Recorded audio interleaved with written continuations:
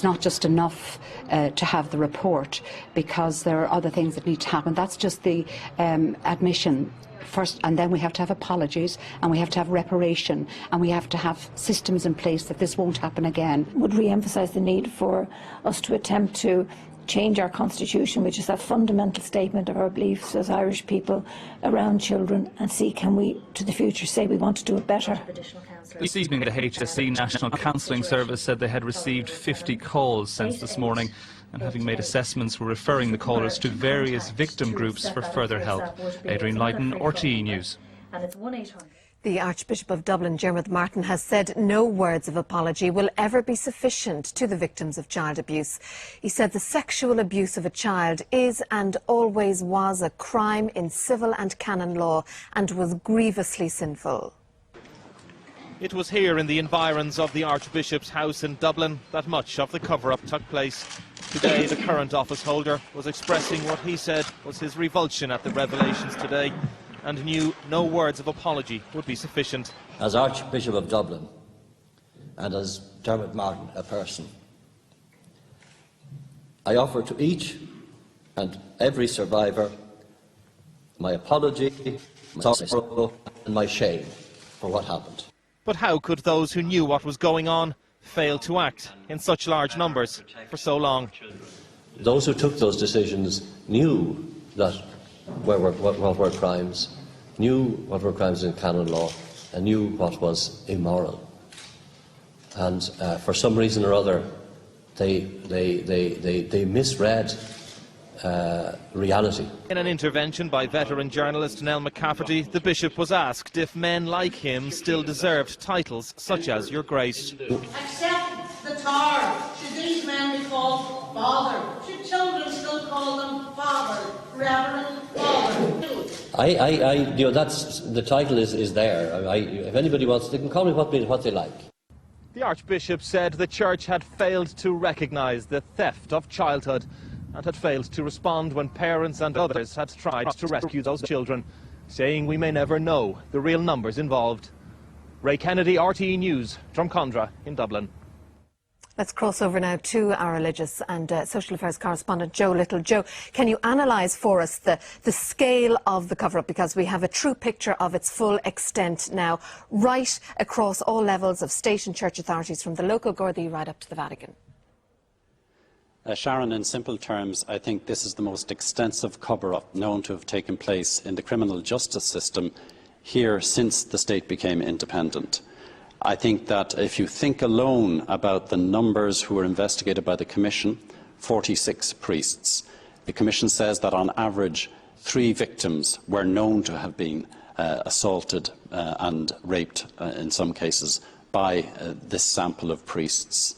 Archbishop Martin says that he doesn't know how many victims there are. It can't be known. But when you consider, he says, that many of the abusers were serial abusers, the number is just unquantifiable.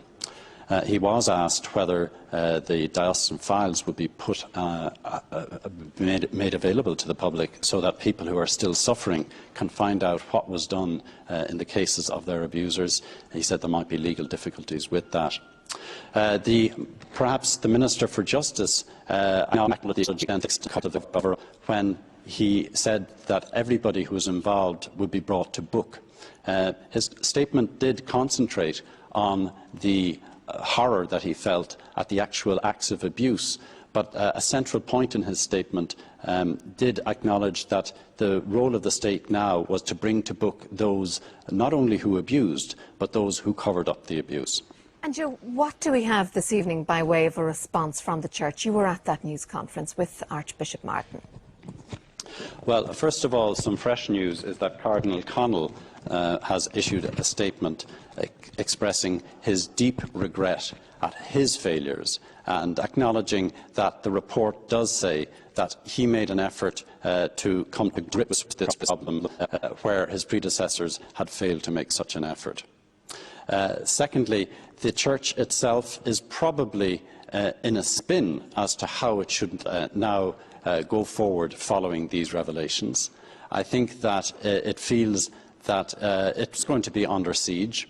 in the way that the religious orders felt that they were under siege in the lead-up to the Ryan report. I think that Archbishop Martin has clarified a number of points here. First of all, the Commission wrote to the Vatican asking for information. The Vatican refused to respond. Archbishop Martin said that he regretted that.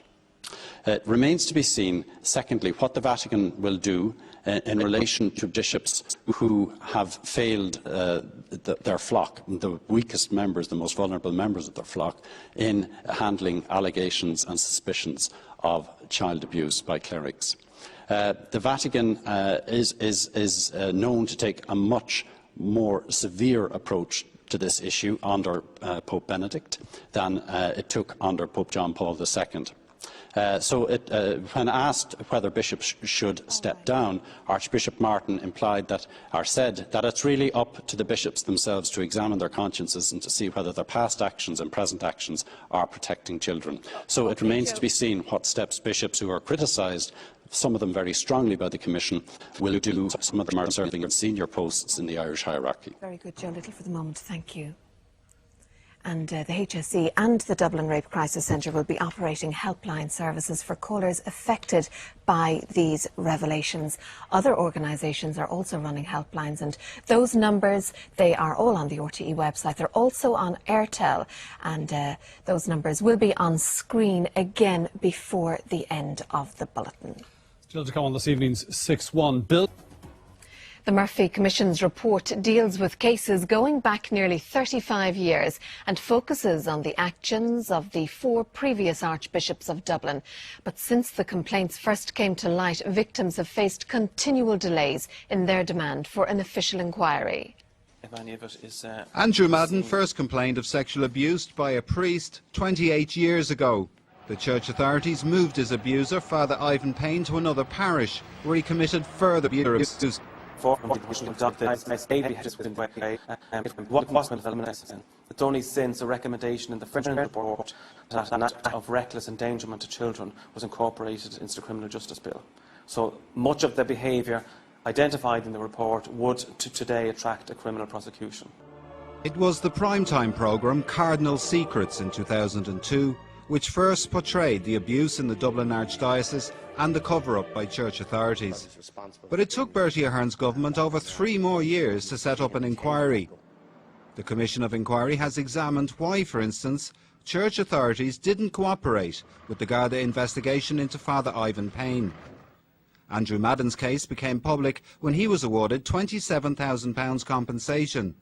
Then Archbishop Desmond Connell denied diocesan funds were used. I have compensated nobody.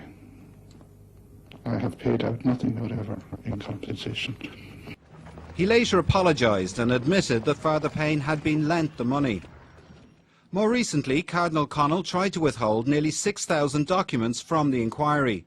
12 priests named by the inquiry include the late Father Noel Reynolds, who admitted abusing 100 children, and Father Bill Carney and Father Frank McCarthy, suspected of operating a paedophile ring. But 4 others can't be named because of pending prosecutions by the DPP, despite the length of time since the alleged abuse. Another 30 can't be named for other reasons. You know, I think the Ferns report, the Ryan report and the Dublin report provide for this country the best opportunity possible to seriously address the issue of children's rights, children's protection and children's welfare. But the question remains why it's taken so long. John Coleraine, RTE News, Dublin. We're joined here in studio by Mary Collins, herself a survivor of abuse and a long-time campaigner on this issue, and from Drumcondra by the Catholic Archbishop of Dublin, Dr. Diarmuid Martin. Perhaps I can come first to you, Dr. Martin. You had warned people that they would be shocked by this report. You've had it for some time. You've had a chance to study it in some detail, and I think it is clear that anybody reading it now in the next number of days will be shocked, not just at the abuse, not just at the cover-ups and the protection of abusers, but the fact that this went to the very highest levels in the Archdiocese. And went on for so long. I mean, I read, I didn't read just through the report. I provided a lot of the documentation for the report which I read. And no matter how many times you read it, you still come away shocked. I have to express, and I did it at the press conference here, admiration for people like Mary Collins, who are so determined in the face of, at times, many obstacles to bring us to this day. And I think that they've done a great service to the country and to the church. Well, as you say, the fact that also that it went on for so long and up until the relatively recent past, we're talking here about the mid-1990s, and people tonight will be asking, a church that was behaving in that way so recently, can it really have changed?